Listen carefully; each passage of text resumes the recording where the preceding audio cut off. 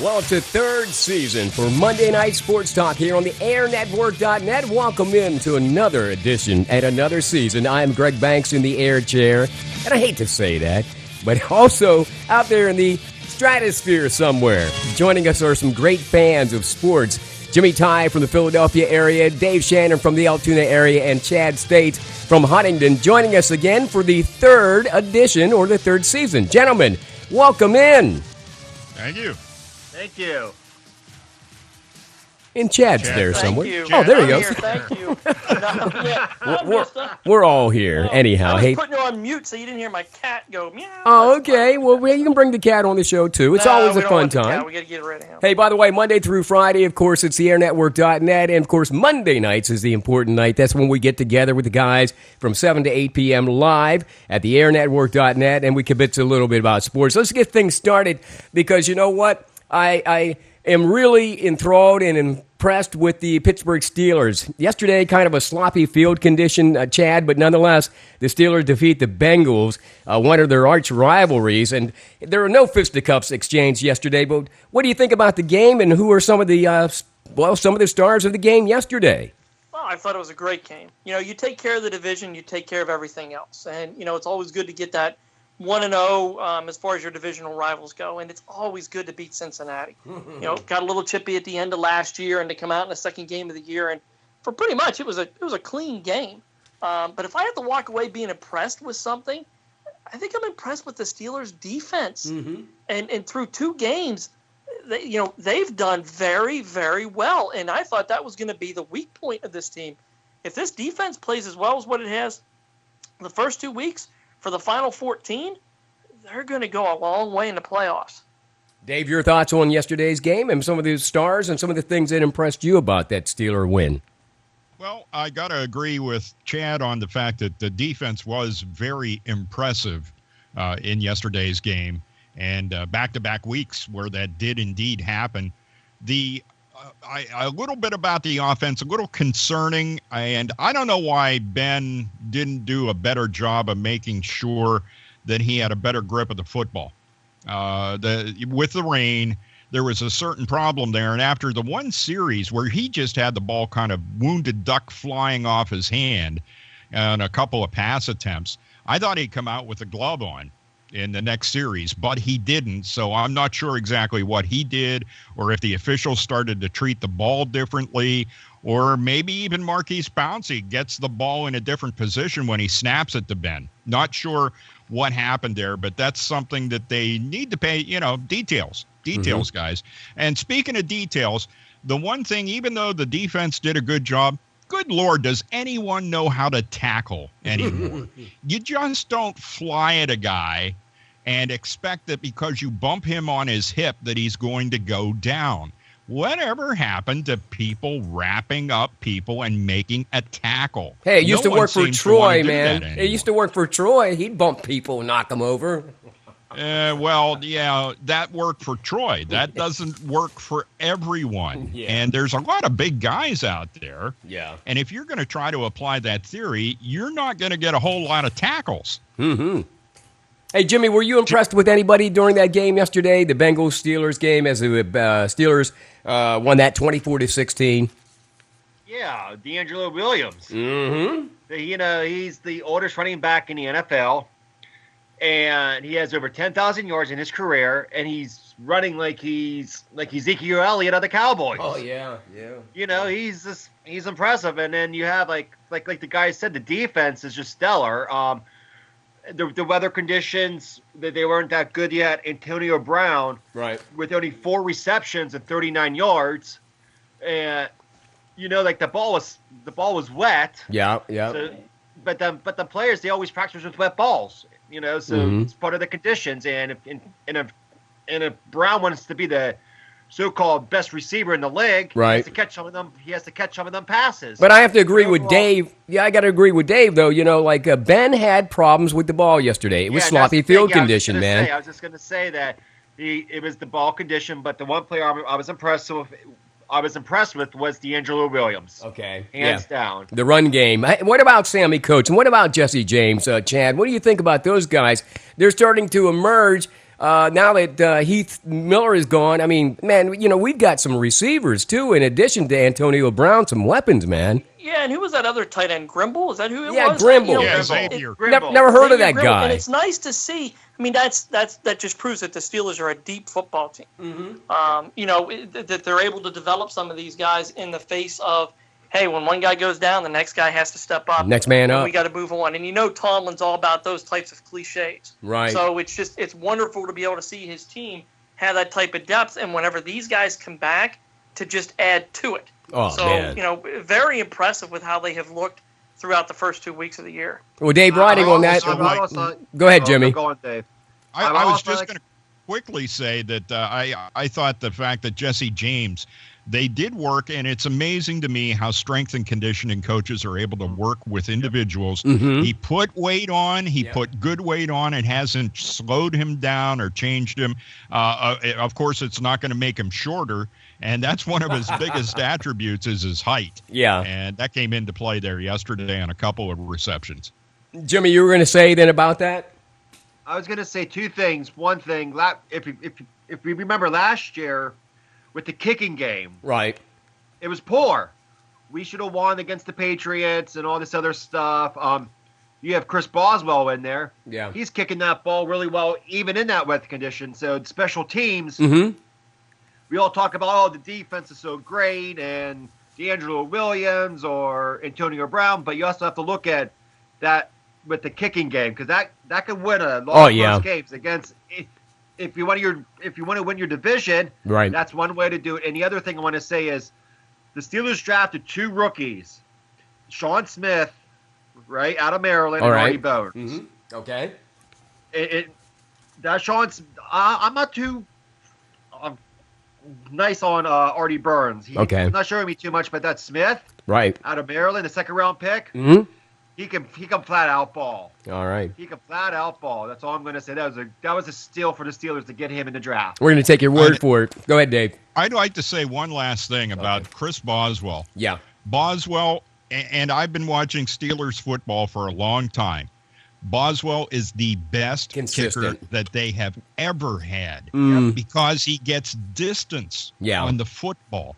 This was one of the shortcomings with all of the previous kickers. Right. They never really had that distance, and he doesn't lose the accuracy when he I've seen the guy on a kickoff drill one through the uprights in the preseason. Yeah. It was like, you have to be freaking kidding me. He's outstanding. Well, he's a veteran, too. I mean, he's worked before he even came to the Steelers, and the guy's got a leg, and like you said, a lot of leg strength. He's accurate. And that's going to be a key factor down the road. Yep. But having said that, Monday Night Sports Talk, it's Greg Banks in the studio along with Dave Shannon from Altoona, Chad States, Huntington, and Jimmy Ty from the Philadelphia area. Let's just talk about briefly a little bit about the Steelers a little bit longer. Antonio Brown kind of shut down yesterday, only because I think it was the weather. 39 yards receiving. It wasn't one of the best days for the Steelers, but you know what? The bottom line is, you guys feel like they're going to be in the hunt this year, Dave first and then Chad and then Jimmy. I mean, they got to be the team that you are probably rooting for to, if not get to the Super Bowl, at least find the Patriots like in the conference championship this year. Dave? I think that they have the potential to go far, but they are kind of teetering on the edge because I don't see if anything happens to Ben Roethlisberger. Right. I don't know what happens to this team. That's what worries me the most about the Steelers. And anytime you put on, lace them up, put the pads on, and go out there and throw the helmet on and play the game, there's a chance that something is going to happen to you. And if something happens to Ben, who's next? Whatever aspirations we have as fans for them to go for goes away. Yeah. What do you think, Chad, on that note? Well, I think most NFL teams are in that spot. I'm going to count on... Except for the Patriots. But even now they are. They're down to their third-string quarterback. Garoppolo, yeah. It's amazing what they do, but they're down to their third-string quarterback now. But most NFL teams are, if you lose your starting quarterback, you're in trouble. So let's just count that the Steelers are going to be healthy throughout the year. Right. And, obviously I think that they are a contending team. But the NFL's a grind. It's a long, arduous season with all kinds of different, matchups and everything like that can come around. There's a lot of good teams in the NFL right now. There's a couple good 1-1 teams that are out there right now. So while I think anything can happen, Pittsburgh's got as good a shot as anybody to be able to pull it off. Yeah, Jimmy, what are your thoughts on the Steelers this year? Their chances maybe to even go beyond conference championships. Wow, like Dave said, about Ben. If Ben goes down, what do we have? Right. Landry Jones. Yeah. Landry Jones, and we all know what he's all about. Mm-hmm. If sorry to say that, but yeah, they're like Chad said, there's a lot of good one-on-one teams. You have San Diego, they're a good one-on-one team. You have like other teams like Denver. Okay. They're a potential good team. Even though they're 2-0, that the Broncos defense is stellar. Mm-hmm. Yeah. So, but everybody's looking at the Steelers going, but if Ben goes, so does the Steelers. Hey, well, it's early in the year yet, guys. You know what? Let's just face it. We're into week 2 now, heading into week 3. And speaking of which, you got to feel good at least about the Steelers' chances. Now, saying that, Monday Night Football tonight, because we'll be facing the Eagles on Sunday. Tonight, Monday Night Football pits the Eagles versus the Bears. I don't know. It's maybe I'm not going to watch it. But let's start with Chad, Dave, and then Jimmy. Give us your prediction on that game tonight, Eagles versus the Bears, and whether or not Wentz even emerges as a true quarterback for the Eagles. Oh, I think Wentz will emerge as a true quarterback for the Eagles. I think he showed it in week 1, and I think his former team just showed it this week against Iowa. Oh, yeah. San Diego or South Dakota State is North Dakota State? North Dakota State, yeah. North Dakota State is no slouch. No, they're not. And they just proved that by beating the number 13 ranked team in college football this past weekend. So do I think Carson Wentz can get it done? Absolutely. And he showed great poise in that game last week. Yeah. Just did an outstanding job. I think they hammer the Bears because I think the Bears are the second worst team in the NFL behind, or just slightly ahead of Cleveland. So okay. I think that the Eagles pace the Bears tonight. Jimmy? I agree with 100% with Chad. The only thing I'm going to say is, even though I'm down here in the Philadelphia area, like in Reading, yeah, I got to root for the Bears. I'm sorry. Okay, well, that's good. I got to root for the Bears, but yeah, I think Carson Wentz is the real deal. Okay. He honestly is the real deal. If you were like to meet up with a guy, like say next time you go to McDonald's, would you ask for his autograph or something, Jim? Yeah, you probably would because you'd want his autograph. Come on, you probably would. Yeah, I probably would. For your kid, Lucy, anyhow. I'll do it for Lucy, but that's it. No. Nice excuse. Yeah, it is. Hey, Dave, I mean, there's a game. It really doesn't mean anything to us. We're Steeler fans, but what do you think about tonight, the prediction?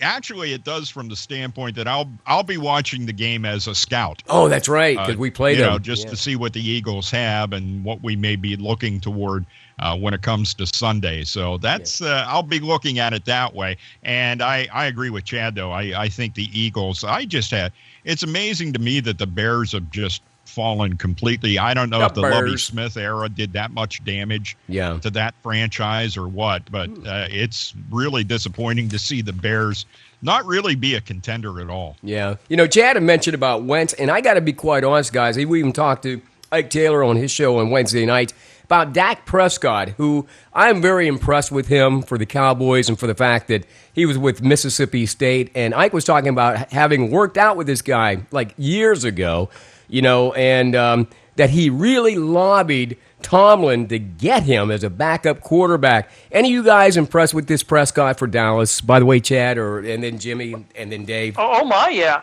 Oh God. Absolutely, I am. I mean, he played great at Mississippi State when he was down there. Yeah. He's looked good behind, a Dallas offensive line that should be better than what they are. Mm-hmm. So they're actually not playing as good as what they can be. So for Dak to come out and do what he's doing the first 2 games, I think Tony Romo needs to be looking over his shoulder with this guy whenever he comes back because Dak's played well. Yeah, I don't know. I mean, he looks like he's a true leader, and that's what I'm hearing. The guy just gets on the field and he takes command, Jimmy. Yeah, it does. Even in the preseason, I watched a couple preseason games down here, and the one guy at work that I work with, he's a huge Cowboys fan, and he's like, whoa, it's Romo's team. It's Romo's team.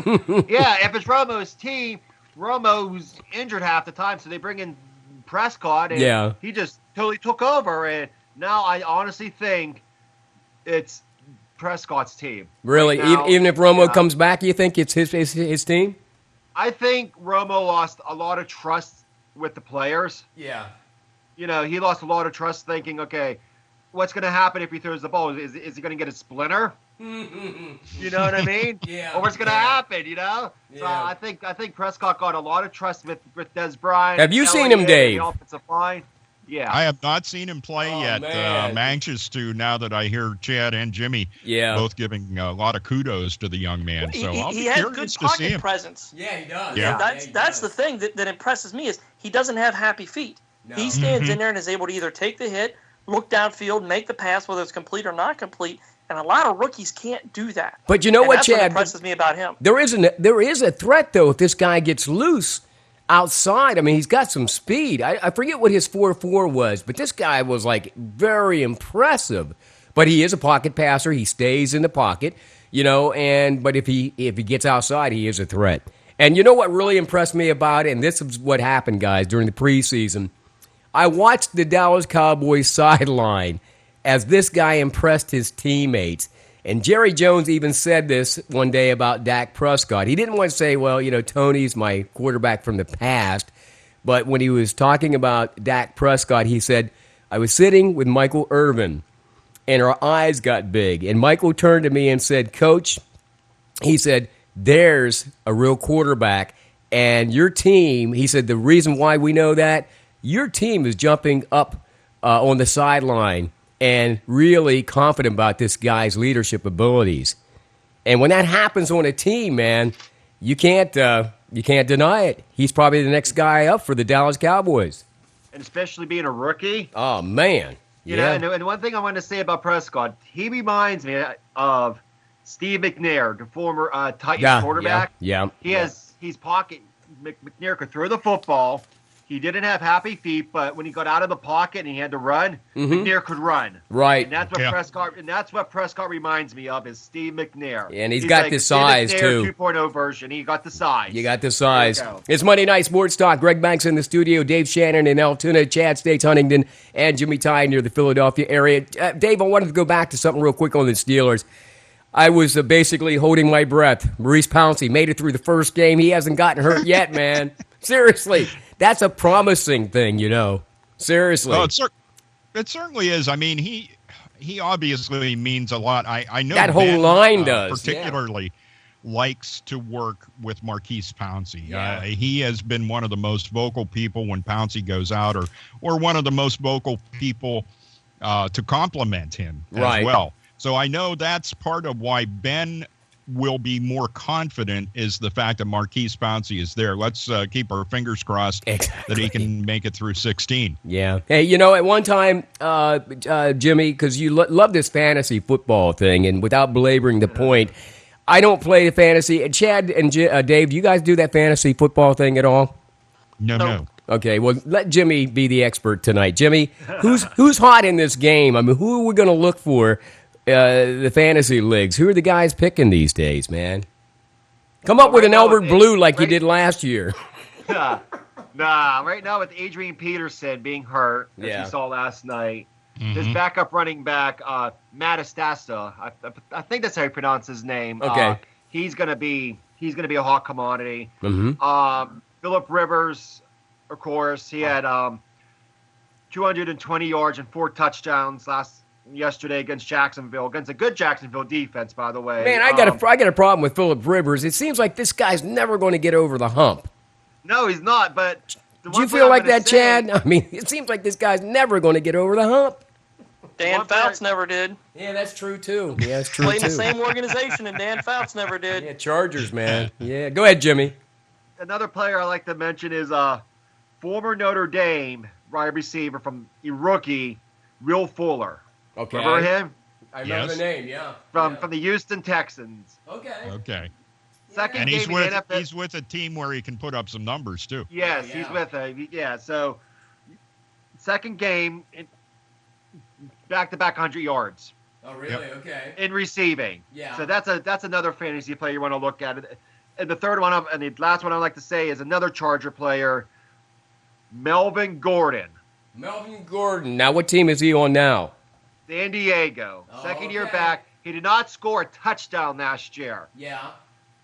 He already has 3 touchdowns and close to 400 yards in 2 games. Okay. Okie-dokie. That's All right. eye-catching. Yeah. That guy is a fantasy sleeper. That guy should be picked up in every league. All right, you heard that, folks. If you can. You heard it from And Jimmy the Ty. main- And the reason why is because Gordon was splitting time with Danny Woodhead. Oh, okay. Okay? Danny Woodhead now is injured with an ACL. Their Rivers' other top target, Keenan Allen, he's injured with an ACL. Mm-hmm. So who are you going to go with? Melvin Gordon of the Chargers. Who are you going to call? Melvin. Hey, listen. And the last guy you want to look at, he's owned in 55.8% of ESPN leagues. Remember that He's stat, Chad. I want you to share that on Friday's game. Go ahead, Jimmy. All right. A running back from the New York Jets, and it's not Alfred Blue, by the way. Okay. It's a new name. Okay, Ready which for is, this? yep. Bio Powell. Bio Powell. Yes. Bio Powell. Okay, remember that name. You're saying pick him up for your team. What's he do, Jimmy? What's his position? He's a running back. He's a Running running back, back. and he's averaging 6.8 yards per carry. Okay. All right. Whoa. So, Okay. Well, that's not So bad. that's- Yeah, that's not bad. Yeah. There you go. Eye-catching. Yeah. But anyhow, there's your listen. fantasy. There's your and the Vikings defense. Don't if you need a defense, go with the Vikings defense. Let me ask my guys, the other guys here, the fantasy thing, guys. Remember last year, the commercials they ran on ESPN, it seemed ad nauseum, with those fantasy leagues. What were they? Dual fan? DraftKings and- DraftKings. Oh, Yeah, my. no. Oh man, Whatever happened to those companies? Did they They're go out of both business? back. They're They're back. back. They are? Wow. Oh, Yeah, yeah. they're back. My God, I got to believe ESPN or somebody has money in them, man. As many commercials as they run. No, seriously. Greg, That Yes. might be the only profit margin they have. ESPN's I got getting an it. idea for you. What's that, Jimmy? Jimmy, you want me to start our own fantasy league or something now? No. How about me and you go in on a FanDuel? Okay. We'll win $1 million. Okay. All you have to do is pick a team. Jimmy, all I got to do is understand how you play the game, and I don't know how Okay, you play this the is how you game. play So the game. I'm gonna, no, that's all right. Don't explain it to us right now. You can send us an email or something. Are you sure? Yeah, do that, please. Please do that. All right, Jimmy Ty, our fantasy guy, he's going to be back again next week talking about this stuff here on Monday Night Sports Talk. Of course, we're here every Monday night from 7 to 8 live on the airnetwork.net. Don't forget the Ike Taylor Show coming up Wednesday. That's a whole different story in itself. Even if Ike's listening tonight, Ike, just call me, man. That's all I need you to do. So we're on time Wednesday. Anyhow, Dave Shannon's with us, Chad States. We've got Jimmy Ty. Coming up, we'll talk some college football. Of course, Penn State back at it this week against Temple. Pitt taking on Oklahoma State over the weekend. And who knows how that game ended because, Dave, I got to be quite honest, and I'll tell you about it. I was watching it, and then there was a hurricane warning. And by that time, I was already sleeping. So we'll find out who won the Pitt game and all the other college games coming up next here on Monday Night Sports Talk. You'll want to stick around. I'm trying to find my little pointer here on this machine here. So we'll take a break You and be lost your right back. mouse? I got it. Family Center 223 is the heart of the community, serving Huntington for over 100 years. In addition to all the fun events our members enjoy throughout the year, the Moose family donated over $50,000 to local charities last year. Become a member of the Moose today and join the Women of the Moose on Saturday, September 17th for our breakfast and bake sale from 9:30 a.m. to 11:30 a.m. Then on Saturday, September 25th, get set to enjoy Quarter Stick with great classic rock from 8 to 11 p.m. Become a member of the Huntington Moose today. It's the best value in town. Brenneman's Meat Markets are celebrating nearly 70 years in providing Huntington County with quality USDA-approved processed pork, chicken, and beef products. Brenneman's has 2 locations in the county where the tradition of the finest meats are found in the region. Stop by Brenneman's Huntington weekdays from 8 to 6, Saturdays 8 to 3. Mount Union, open 9 to 5 weekdays and 9 to 2 on Saturdays. Choose specials of $10 to $50 meat packs containing your favorite meats. Or stop by and ask about our select custom cuts, prepared and packaged while you wait. Brenneman's Meat Markets in Huntington and Mount Union. Call our office at 814-643-2751 for specials and more information. Pennsylvania Highlands Community College provides you the option to earn an associate degree, diploma, or certificate at an affordable cost. The Penn Highlands Huntington Center, located on Margie Drive in Huntington, offers degree programs in business management, criminal justice, liberal arts and sciences, and psychology. Are you ready to take the next step on your career path? Contact Penn Highlands Huntington at 814-643-6200 or visit Penn Highlands Community College online at pennhighlands.edu. DC Goodman & Sons and the Goodman family are committed and dedicated to excellence by supporting quality education and athletics for all youth of Huntington County. For over 3 generations, DC Goodman & Sons and their staff of quality tradesmen have provided excellent service in the installation of plumbing, mechanical and industrial piping, electrical, and fire sprinkler systems. Residential services are also available. DC Goodman & Sons and the Goodman family will continue to serve the community, and thank you for your support. The Goodman family wishes you the best to all area students in your pursuit of excellence.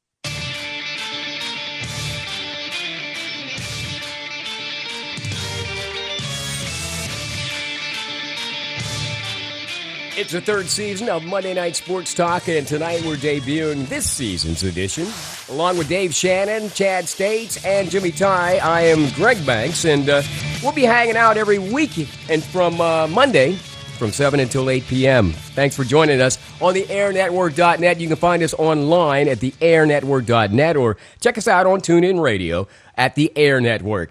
Back to some football, guys. Dave, Penn State defeating Temple over the weekend. Kind of a young team and some injuries happening there, but their running back looked he looked good, matter of fact, over the weekend. Oh, Saquon Barkley is just, man. The kid's outstanding. He kept them in the Pitt game, I dare I say. Yes. With some of his big gains in that game. So from that standpoint, and not that every running play goes outstandingly or swimmingly, if you will, but I think that's a big part of that team. McSorley is getting game experience. So I think Trace is okay at this point. I was a little disappointed that he wasn't able to pick up on guys he didn't have that quarterback sense in the Pitt game that somebody was coming around in behind him.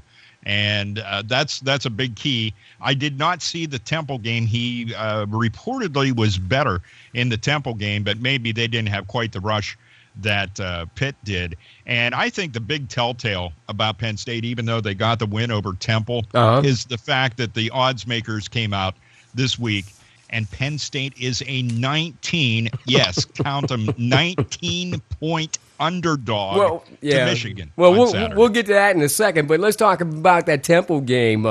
Chad, Temple stays with Penn State every year now, and it's kind of suspect now. When I watch Penn State, I'm thinking, man, when they get into the Big Ten, these guys are going to get killed. But everybody tells me they're too young yet. I don't know. Maybe they are young. They are. Yeah. And they are too young yet. Yeah. And they are going to get killed, and that is still to be expected. Okay. This is just a team that just got back its 85 scholarships, guys. So that's right. Hold the horses. College football is all about depth, and Penn State is still very, very young. Plus, I think they lost 6 defensive starters. Okay. They have 6 defensive starters that were not on the field on Saturday, which contributed to Temple coming back. So just give these guys some time and some breathing room. Let me ask you this: how much 19-point spread still isn't big enough, Dave. They're going to get beat by worse than that. And that's okay because. And listen, it's okay. Yeah. It's apples and oranges. Yeah. This isn't like it's the NFL where you've got even teams. Even the worst team like Tennessee or Cleveland. Look at Cleveland. They go out and they go at what, 20-2? Yeah. 22. That doesn't happen in college football.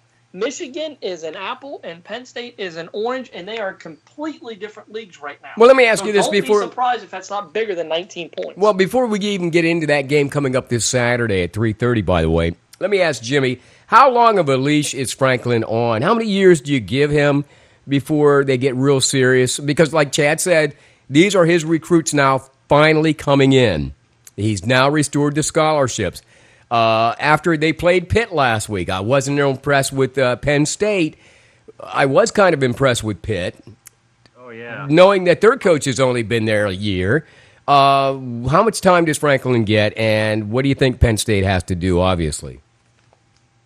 Well, honestly, I think Franklin only has maybe another 2 years now that his scholarships are in, his players are here to get his players developed. Yeah. And the other thing, Jimmy, is don't forget about his salary, too. Yeah, his salary. If they cut and run, that's a big expense they're going to have to take. Very true. That's very true. But also, with the players coming in, he has to win. Look what happened last week against Pitt. My Pitt Panthers. They got outscored I think it was in the second quarter. And Narduzzi's been there less, right? Points, by 11, not 11 points. It was 11 rushing yards. Yeah. Going into halftime against Pitt. And then all of a sudden, what's his name? Barkley came out, and he was just like running all over Pitt. Yeah. So I think it's a short leash, maybe like another year or two. Okay. But he has to get some players under him. If the players that he's recruiting is not working, I think Penn State's going to let him go. Well, a lot of that's coordinators, too, don't you think, Chad? I mean, these coordinators have to be on the same page as Franklin. I mean, obviously, his offensive coordinator has to be. I watched Saban chew out Lynn Kiffin one night, at a game where they were leading by Kiffin. Oh my God! I actually the football. But again, he is again. We're talking about two apples different, and oranges. Yes, okay. Two different things here, guys, and I want you to understand the perspective that the sanctions are still at play at Penn State. All right. You can't just kill 3 complete recruiting classes and expect to recuperate that quickly from it. That's true. It doesn't happen in that sport ever. So, when you want to say he has a short leash of 1 or 2 years, I mean, he'll run out his contract. There's no way that Penn State's going to eat that. So just throw that out the window. That's not going to happen. Dave's exactly right with that. But he gets a little bit more time beyond that. So long as they are showing steady improvement along the way, that they're slowly building something here, he's going to have as much time as he needs because, quite frankly, the NCAA did this to Penn State. So that's true. They need time, guys. Would you feel either one of you guys, do any of you guys feel like Penn State will be competitive in Big Ten football, let's say in the next 5 years, in light of what's happening at Ohio State and some of those schools? Absolutely. Okay. Absolutely. All right. I'm just wondering. But if you look at SMU, remember a couple back in the 80s? I remember the death penalty. Yes, I remember that. Death penalty. They cut SMU's football team. Yeah. Trashed it. No more. Mm-hmm. Now SMU's football's back. Yeah. And now they're like one of the better teams in their conference. Right. And it took time. Like what's happening with Penn State. It's taking time for Penn State to get up to Penn State as we know it. Yeah, you got to rebuild the program. Does that make? Because now the big difference between SMU and Penn State, the big difference between SMU and Penn State was SMU was flat out cheating, man. It wasn't even close. Yeah, that's true. Ask Eric Dickerson. He probably made more money at SMU than he did for the Rams. What I'm trying to say is now SMU lost everything, and now they're coming back. Yeah, and it's taken years. All them scholarships, and now they're slowly coming back from the Sandusky, Paterno, whatever that crap Well, even was. Baylor got suspended years ago, and look at them. They came back out of nowhere, too. I mean, it does take some time, and recruiting's important. Let me go back to something before we move on to Michigan on Saturday. Dave, they honored Joe Paterno this past weekend. Some people, and I must admit, some people were a little edgy about that, especially most of the students that are on campus right now said this is not the time to honor Joe Paterno because they feel like they're still under the cloud. What was your feeling on that? Was it an appropriate time? Is it something they could have done years from now? Or I know they were just going back to the team that came in 50 years ago, the 1966 squad, and honoring some of those people. You get into that argument. When is the right time? Mm-hmm. And is it now? Is it 5 years from now? I mean, somebody 5 years from now is going to complain about something. Oh, yeah. And I don't think that it was, and I think some people have to sit back and look at what was accomplished, and something that I always admired Coach Paterno for in the early years was his ability to keep young men keep their head in the classroom, do a good job. Before that was ever even a big deal, it seems like the last 20 years was when somebody finally said, well, when are we going to take these student athletes and make sure they're also students and that they take advantage of the situation that they're given? Yeah. And Coach Paterno was very good at that. And also discipline problems early on were not a problem. One of the big things that changed was his ability to control them. Back in the day, you could put them all in a dorm. Mm-hmm. All your football players were in one dorm. Right. Now they can go wherever they want because, yeah. believe me, they won't come to your school unless they have the freedom to go out and get an apartment that they may like. And it's a different era now. I mean, it was a different era for Joe Paterno. I mean, the guy still had a phone number that was listed. People still stopped at his house.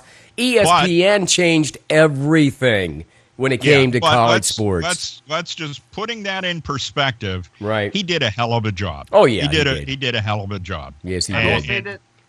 Go ahead, Jimmy. No. I will say this about the discipline of Joe Paterno. I remember a few years ago, whenever he was still coach and all that, Bradley was still there. Right. A couple Penn State players caused some problem, Mm-hmm. like at a party or something. DUI and stuff, yeah. Yeah, so the players go to the game. They play the game. Paterno knows about this. He did not want the cleaning crew to clean up Beaver Stadium. he told his players, you guys got to clean up every single bit of this stadium. I do remember that. Yeah, you're right. Remember that? Yeah. That's the discipline. Now, the players who did that are like, man, I'm on this football scholarship, all this other stuff, and I got to clean Beaver Stadium up. Yeah. I'm not causing no more problems. That's the discipline that Joe Paterno had. That was the respect that he had from his players. Yeah, I just thought, discipline part. I just thought I'd mention it because a lot of things happened over the weekend. Of course, that Penn State Temple rivalry is becoming because it's an interstate rivalry, it's becoming heated, just like the Pitt thing is, and it will be again. And Chad, I didn't know if you had any feelings on that whole Paterno honoring situation or not, whether or not you want to add something to that. I personally think they shouldn't have did it, and here's why.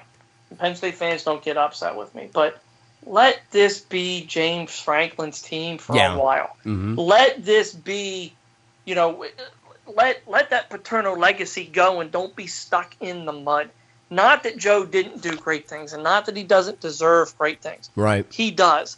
But he's had his time. Yeah. It's time to move on, and it's time to let Franklin get, and I don't know which one of you guys said that, get from out from underneath that shadow the cloud, and become their own man. It's a new era of football in Penn State. Right. I mean, here we are talking about how many years does Franklin have left? You never asked that question with Joe. Yeah, ever. yeah. It never came up. No. Well, toward the end, there were a lot of people that were asking. Yeah, but Dave, that's 30 years into his scandal. career. Yeah. Right. You weren't looking at year 4 out of Franklin. If you remember, Dave, they started questioning Joe the last 10 years. Like, Joe, when are you going to leave? And he basically said he was going to. He said he was going to leave when he wanted to, basically, and he could.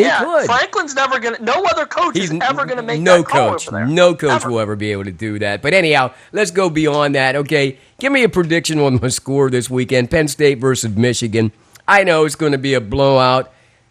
They still got to play the game. Chad, how bad is it going to be? I think Michigan will beat them at least by 21. All right. Now I say that because I think it could be worse. Yeah. But Harbaugh will call off the dogs. Well, I don't think that he will absolutely pace them because he, as fiery of a coach as what he is. Yeah. He does do things the right way. I think it'll be 3 touchdowns. But you think that's he puts the way it should be. Does he put in Huntington's John O'Korn near the end of the game to get maybe a quarter in? I mean, because what is O'Korn, like the 3rd or 4th string quarterback now? He's the backup. He's the one play away guy. Oh, okay, He's cool. the backup. So yeah, I mean, again, it depends on the situation, but yeah. I think O'Korn will get some time. Quarter. All right. And what do you think, Dave, on this game? What kind of prediction on point scores? Michigan 45, Penn State 21. Okay. That's close.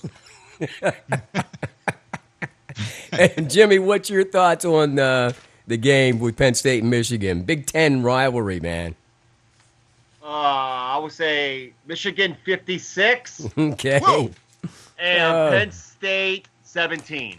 Okay. Oh, yeah. Good Lord. Well, okay. Michigan's going to run all over them. Yeah, well, I don't think we'll have a problem with that. But speaking of running all over people, man, And Pitt just played like this hell of a game on Saturday. I was watching it, and I was thinking, man, there's no defense here at all, Jimmy. Your Pitt Panthers didn't seem like to be getting back at all, and nor did Oklahoma State.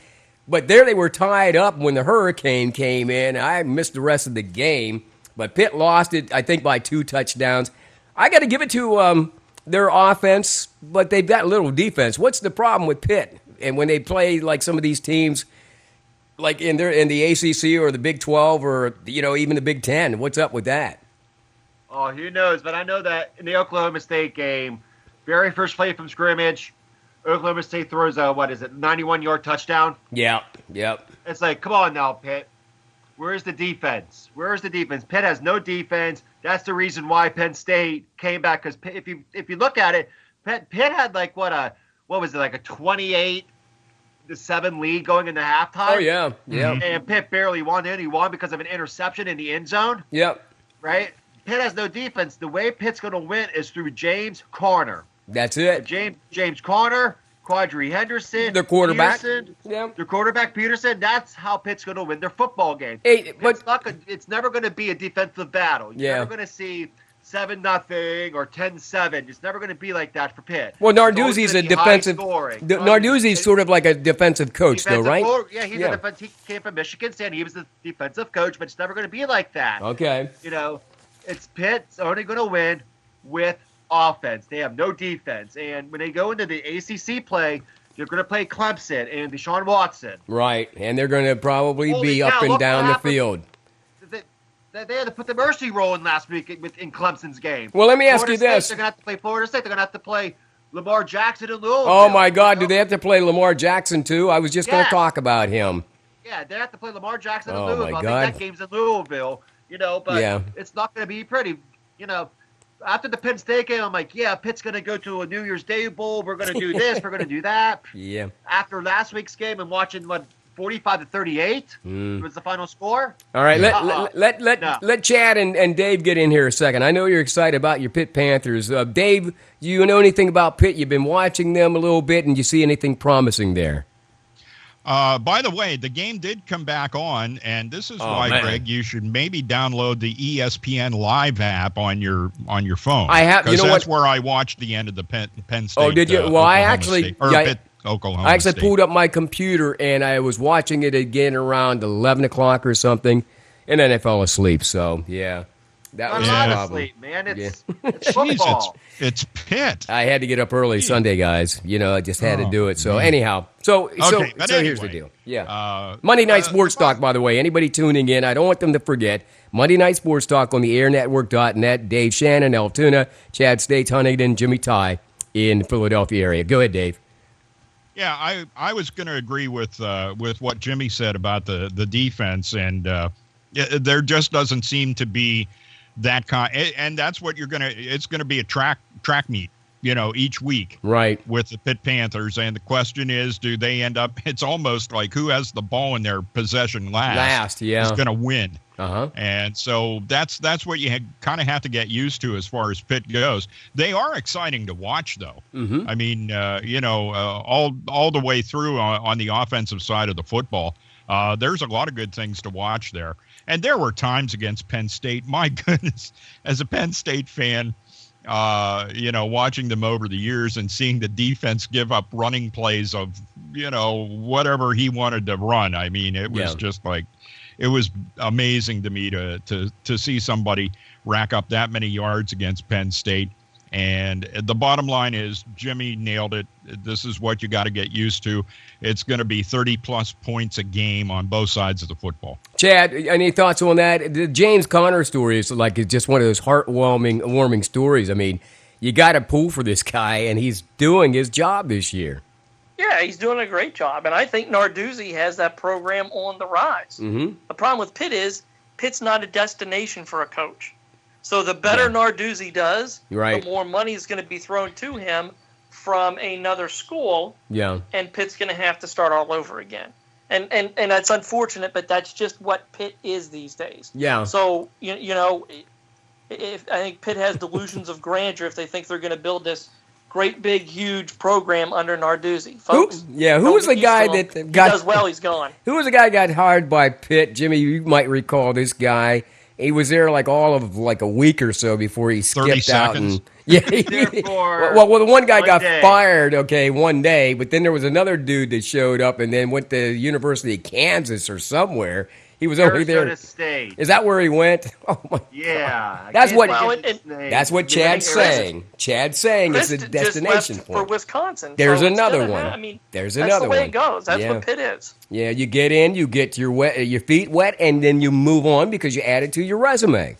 And Narduzzi, if you look at college football, Greg, like your destinations for college football, if you can start out at a Pitt, it's a big-time program, ACC program, right? Yeah. But your destinations are your Alabamas, Penn State's. Everybody knows Penn State for football. They don't know them for basketball. Now we know them for wrestling, buddy, but go ahead. Well, yeah. I think we know them better for wrestling now. Everybody knows Duke for basketball, not football. Right. But, you have your Texas. That's a football destination. Wisconsin. That's a football destination. Pitt's not a football destination. Okay. Just like what Chad said. So you want to build that resume up. Oh, let me go back to Michigan State. That's a football destination coming in. And chances are Narduzzi's probably looking to go back into the Big Ten somewhere, and probably Wisconsin or Michigan State. I mean, that's just the way it's going to be. Franklin will have no choice, because he came from Vanderbilt to Penn State. So, I mean, that's a little bit different. It's the airnetwork.net. We are live tonight from Monday Night Sports Talk. Chad States, Huntington, Dave Shannon, Altoona, and Jimmy Ty somewhere down around Philadelphia. Dave, I don't think we're even going to take a break here. Let me ask Jimmy real quick. Lamar Jackson, quarterback for Louisville. All right, this guy is incredible, man. Is he the front runner for the Heisman Trophy this year? And Dave and Chad, did you guys even see him yet? First, Jimmy. No, Christian McCaffrey. All right, Stanford. Okay. Stanford's Christian McCaffrey. He was the runner-up last year. Right. He basically plowed through USC. Mm-hmm. Because USC is terrible this year, but he still plowed through USC, being injured and all. So Christian McCaffrey's the front runner, in my opinion. But Jackson's got to be noticed right now, right? I mean, the guy's getting. Jackson's known. He'll get like second, or he'll get second. Deshaun Watson of Clemson will get third. But yeah, Christian McCaffrey, Stanford's going to win the Heisman. Your any thoughts on that, Chad? I mean, on that Heisman already? I don't know. Anytime you go and play the number 2 ranked team in the nation. And you hang 63 on them, and that's never been done before to Florida State. That's impressive. And you have now totaled 18 touchdowns, either passing or running. Yeah. That's a little bit hard to fathom and to swallow that he's not the leader in the clubhouse right now. You know what he reminds me of? College football, the Heisman Trophy is all about who can put up the best video game numbers. Yeah. And right now, that's what Jackson's doing. You know what Jackson reminds me of? I think McCaffrey is the better player. Yeah. He translates better to the National Football League. Right. But the Heisman Trophy is not about that. Yeah. And your ranking matters too. Yeah. Louisville might be in that Final Four. And they're number 3 this week, I think, right? Stanford's not going to be. Yeah, so, that's true. Hey, you know what that reminds me of, Jackson, you guys? The time I tuned in, and I was like, Jameis Winston. And he was playing against Pitt, and he was lighting Pitt up in that game. And then he went on, I believe, to win the Heisman that year. That's what Jackson reminds me of. And I agree with Chad, because let's face it, Tebow, you can give him a Heisman, but he can't even get a damn job in the NFL. And now he wants to play baseball. Yeah, Manziel's another good. Oh, Manziel's another one. He can't keep his stuff straight. So, I mean, Dave, did you have any Heisman candidate other than this McCaffrey and maybe Jackson? Because I don't know somebody. It's early yet. I mean, hell, we've only had, 2 games? Yeah. No, so. I don't, or 3. Yeah. But I don't really, I haven't watched enough games yet to necessarily. I'm going to stick with Jimmy because he's really good on that kind of stuff. Yeah, he is. And he pays attention to Stanford. Guy. Yeah, those games are late at night. I'm already in bed. Go ahead, Jimmy. Poor guy. Why isn't James Conner mentioned as somebody? You know what I mean? Yeah. If you look at it. Well, strength of schedule, too. He's at Pitt. Yeah, he's a Pitt. That's true. That's very true. That's very true. He's not playing teams like Jackson lighting up Florida State of all teams the other night. Like Chad said, hanging 60 points on these guys or more. That's like embarrassing. If I were It was. Jimbo Fisher, I don't know what happened to him. He was probably hung in effigy yesterday morning on campus, I got to believe. So they'll be talking about that down there in ACC country. Hey, meanwhile, Dave, we're not even going to take a break. Let's move on to baseball here because I know that we're going to run out of time before it's all said and done. Got about 10 minutes left on Monday night Can edition. I do one thing quick? Yeah, Just sure. real Go ahead. quick. Mm-hmm. Pittsburgh Penguins. I'm going to hang my hat on things that I did over the course of Monday Night Sports Talk Last year, And- okay. Yeah, and Penguins got the Stanley Cup. Yes, I'm they just saying. did. Yes. I'm just saying. By the way, Chad, he got somebody fired too, but go ahead. well, and he should have been. But the bottom line, one thing I wanted to point out: World Cup of Hockey. Yeah, I is want to on talk right about now. that. Yeah, I want to talk And- about that probably in the last segment. But go ahead, tell us what you want to tell us. I want to encourage people to watch tonight because it's North America against Russia, and if you want to see the Penguins on the ice in this game, in this play or the World Cup, With World Cup, watch the North American team. They play just like the Penguins. Wow. Okay. It's exciting. They're a very exciting team. They're Yeah. and they're And when young it guys. comes to hockey, Dave, you have a new name. You're Nostra Davis. Yes, he is. Because there is, and I told Greg that you predicted the Penguins all the way out. Yeah. Yep. He did. Yeah, and as I say, watch these guys. Here's the thing about the reason there is a team North America. They're all the young guys. They're 23 and under that are on this North American team. Okay. And if you were a big fan of the speed the Penguins had in their run through the Stanley Cup, watch this tonight. Well, give us some of the names of the players that we're going to be watching, Dave. Who are the guys we want to keep our eye on? Well, Connor McDavid obviously is the big guy that's leading Team USA, and he's somewhat of a cross between Sidney Crosby and Wayne Gretzky. Okay. When you look at him, and he's extremely fast, and this entire team is fast. So if you love speed on the ice, and I think they're going to take it to Russia because Russia is just a bunch of big, slow guys. Yeah. So that's coming up tonight here in about 10 minutes. So All you right. may want to watch that. I have that off my chest now. Let's move on to baseball. Let's talk about the Buccos here. And Chad, I want you to jump in there, and then we'll get Jimmy in there. But first, Dave, it's like I got to keep a scorecard, when I watch these games anymore. And I think where they lost me, and that's me personally, I lost a little bit of interest when names, Liriano, when Melanson, when people started being shuffled around or in and out of the roster, and then I see guys I've never even seen before, whether or not they're being called up. What is the problem with the Pirates these days? And we're getting down to crunch time here, man. Are they going to even be in the hunt? No. I think they gave up when they had that horrible series. Now, they just had a 3 out of 4 against Cincinnati. But last weekend, when they had Cincinnati at home and they dropped all the games to Cincinnati, that's it. They were done. That was the end of their season. And I think they have given up per se. I think they're just looking at opportunities to look at guys that have been called up to the majors with the September expansion of the roster and trying to figure out. And one of the guys, God bless him, Josh Bell. The kid is amazing. For his age, his patience at the plate is amazing. What happened to the Pirates, Greg, is something we talked about, I think, as spring training was wrapping up and we were doing Monday Night Sports Talk, and I'm pretty sure Chad and I both brought up the fact that nothing was done to bolster the pitching staff, which was a big concern at the start, and they just kept leaning on this goofball, Jeff Locke. Jeff Locke will give you a game once every 6 starts. That's not good enough for the major leagues. Francisco Liriano's old. And, it was like they put a lot of reliance on those 2 guys, and you got a 5-man rotation. And it's like, how is that going to work? And, as much credit as I wanted to take there about the Penguins, I was totally wrong about John Neese. He was never a performer. I don't know what the problem was there. But John Neese never lived up to my expectations that I had of him as a starter in the Pirates rotation. I'm still confused about that because Ray Searage is a miracle worker with most pitchers that he gets. And for some reason, it didn't work this year. And pitching was the whole problem. The second biggest problem on the team, hate to throw it on one guy, Andrew McCutchen.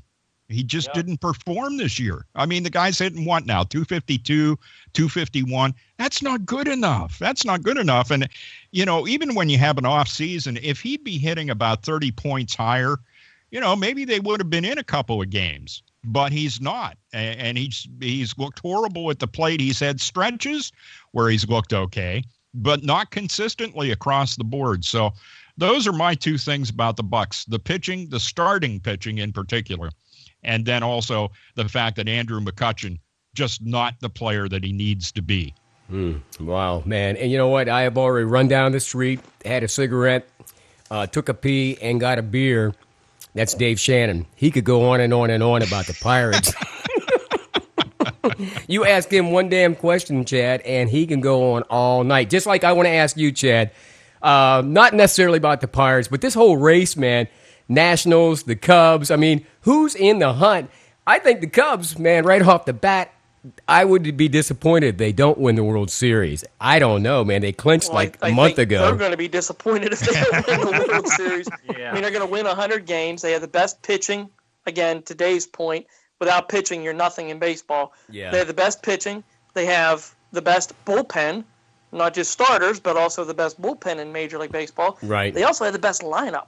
Man. The only team that I see out there that can contend with the Cubs, and there is only one, it's the Texas Rangers. And you don't get a chance to watch them play, but I watch the Major League Baseball Network a lot. Yeah. Texas is a very good baseball team, and they're the only team that I think that can hang with these guys. Other than that, this is as open and shut a case as I have ever seen in the last 10 years in the game of baseball. What about your boys in Washington? What happened this year? I mean, Strasburg's on the DL. Okay, again. Or he's got that lingering elbow problem. And without him in the rotation, they're not going to go. If he were healthy and pitching like he was at the beginning of the year, I would say they might be able to hang with the Cubs. But, specifically since they got Melanson from the Pirates, which the day the Pirates let Melanson go was the day that the Pirates were done completely. I thought so too. But it was the right move. Yeah. Don't get me wrong; they weren't going to keep him next year. Right. But anyway, the Nationals just aren't. While they're a very strong team, this Cubs lineup is unbelievable, guys. Yeah. They're going to have Top a to whole bottom. infield that can hit almost 30 home runs each. And Dave will agree with me. They got the best manager. The All-Star game. Their whole lineup is in the All-Star game. Yeah, it is. And it should be. Yeah. Anything less than a World Series championship, that city's going to implode. So I'm rooting for the Rangers. My head will implode. Because you want to see I that. want to watch the Cubs just implode. You want to kill that goat again, don't you, man? I mean, Absolutely. man. Come on, man. Jimmy. 2016, the curse of the Billy Goat is over. Whatever happened to the amazing Mets, man? That's what I want to know. Everybody was like, the Mets will be back again, Syndergaard, and blah, blah, blah. And Daniel Murphy's what happened to the Mets. They lost Daniel Murphy.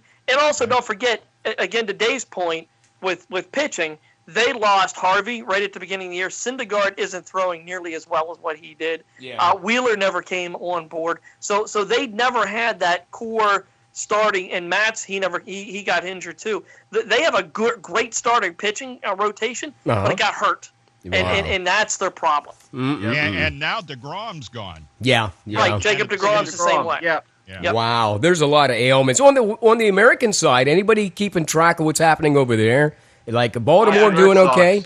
Red Sox? Red Sox. Yeah. Red Sox. What about It's the Rangers world, guys. Yeah. It's going to be the Red Sox. It's going to be the Red Sox, Rangers, and ALCS. And then my prediction would be the Cubs. Okay. And let's say the San Francisco Giants. Well, I'm not sure how the divisions are squeaking by here. Yeah. Don't sit on the Baltimore Orioles. Yeah. I was going to say the Orioles look good. That's a great lineup that they've got there, and they've got sneaky good pitching, including the best closer. Yes, the best closer in all of baseball, in Zach Britton. Yeah. He's better than Aroldis Chapman right now. Well, don't sleep on the Orioles. I think they're better than the Red Sox, in all honesty. So we're coming into that time of the year where we got to start paying attention, man, because these races are tightening up. Except for the Cubs, they'll be sitting at home drinking a margarita or two. Now Joe will have them out working. But anyhow, because they want it that bad. But let me ask you this round robin here real quick. Big Papi, man. Farewell tour. I don't know. He just seems like this big, lovable lug. Dave. I don't know. I mean, do you think maybe he'll change his mind and say, well, my feet are better, I'll come back? No, no, he's done. And, you know, it's I think he's picked the right time. He's having a great year to go out on. He's been honored everywhere.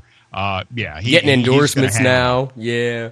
But I'm excited to see Big Papi next year on ESPN. I think so too, and I just hope he works on his English, Chad, because sometimes he's hard to understand still to this day. But let me ask you this, starting with Chad, and then we'll Dave, and then Jimmy wrap it up. Hall of Fame.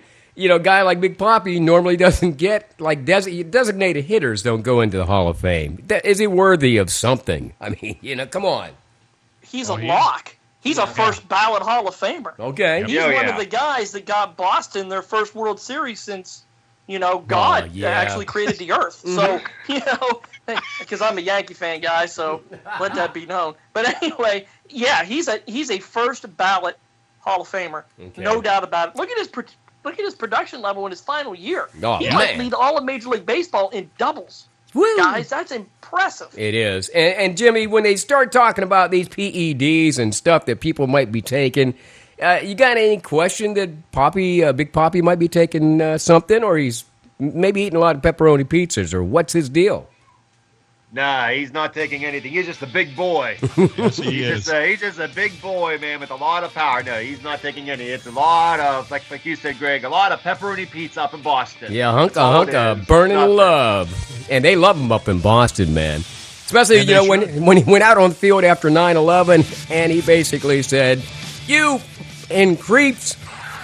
He used the F word, and it had nothing to do with fantastic. Hey, but you guys did a fantastic job on our first night out. Chad, I thank you, Jimmy, and Dave for being on Monday Night Sports Talk. We'll try to really get it together next week. I was going to ask you about Colin Kaepernick, but hey, we'll save that till next week because I'm starting to see some things that bother me in high school football even. And Chad, rally behind those Bearcats. We're gonna get there. We just need to win a couple of games, huh? That's it. 3 close losses. Yeah, Chad State, Jimmy Zalzik will be doing those games again Friday as they take on the Penns Valley Rams on the road Friday night, 6:45 airtime. Ike Taylor, if you're listening, see, this is what you could miss out on, Ike. These guys are they could teach you a few things. Huh, guys? So welcome to our arena, the broadcast arena, Ike. We'll show you how it was done. Anyhow, thank you guys. Have a great night. And stick around because we'll replay this later on this evening and ad nauseum all week on our front page on the airnetwork.net. It's Monday Night Sports Talk every Monday night with Chad, Jimmy, Dave, and Greg Banks right here on the Air Network. So long.